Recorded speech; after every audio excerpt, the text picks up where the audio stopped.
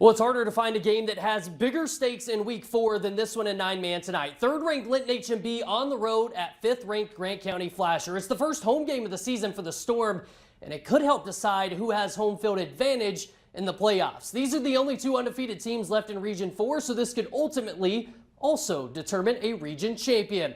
Like we said, the Storm in their first home game of the season, another homecoming game tonight. We've seen a lot of Grant County Flashers. Kelton Freeze, touchdown pass to Jackson Olsen here. Storm go ahead 6-0. From there on out, though, it was the Linton show. Justin Bush finds Jaden Yoakum. Two-pointer ends up failing. Game knotted up at 6 at that point. To the second half we go. Lions finally starting to pull away. Levi Keeney runs it in here. That's going to make it 12-6 for the Lions.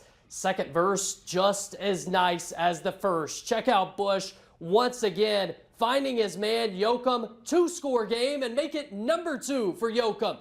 And you can't count him out now. Yoakum finishing off the hat trick. 3 touchdowns for him as Bush rolls out, hits him deep. That's a lot of fantasy points tonight, folks. Lions roar to a 32-12 win. Here's QB1 after the big win.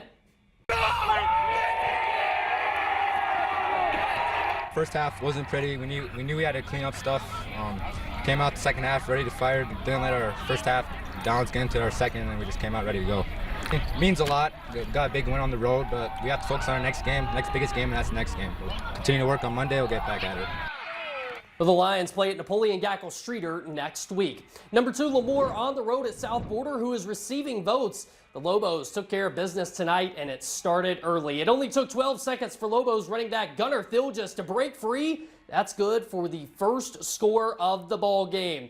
After they're handling the Mustangs with ease after that, the Lobos and Thilges were back at it, turning a long drive into their second score of the game after a short run for 6. Makes it 14-0 with 5.5 minutes to go in the first. And the touchdowns just kept coming for the Lobos. As the standout running back scapers up the sideline, that puts the Lobos up 3 scores. The Mustangs did end up scoring in the second quarter with a 2-yard touchdown plunge, thanks to quarterback Berkeley France. But the Lobos also scored after that as they go on to win 50-7.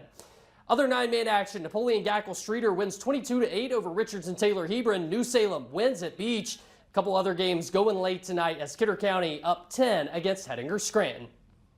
As we shift to Class A, it's time to highlight a team that might be surprising some people this season. The Southern McLean Rough Riders came in tonight 3-0, their first 3-0 start to a season since 2005. The same year they went 9-1 and lost in the quarterfinals.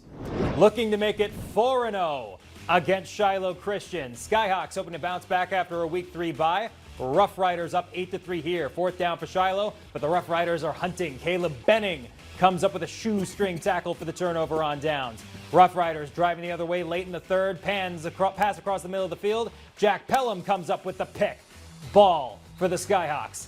But that doesn't last long. Bad exchange on the snap for the Skyhawks, and Carter Geiger pounces on it for the turnover. We go into the fourth quarter, still 8-3. Ethan Rederath changes that in one play. Bounces to the outside for the score to extend the Rough Riders' lead. Rough Riders stay undefeated with a 16-3 road win. A few Class A games going late. Trinity and Killdeer were tied at halftime. Bowman up big at home. Central McLean beats Hart River 42-0. Let's move up to Class AA. St. Mary's hosting Kindred tonight. The Vikings ranked 2nd in the state. Saints still looking for that first win. First quarter, no score. Vikings score on the nifty inside reverse as they saunter into the end zone untouched. 7-0 Vikings. Second quarter now. The Vikings defense comes up with a big play. St. Mary's Tom Wilson looking downfield, but it's picked off by Brooks Bacco. Dodges tackles all the way down to the Saints' 6-yard line. That's a future Division I player right there, folks. The next play, Hess muscles his way into the end zone.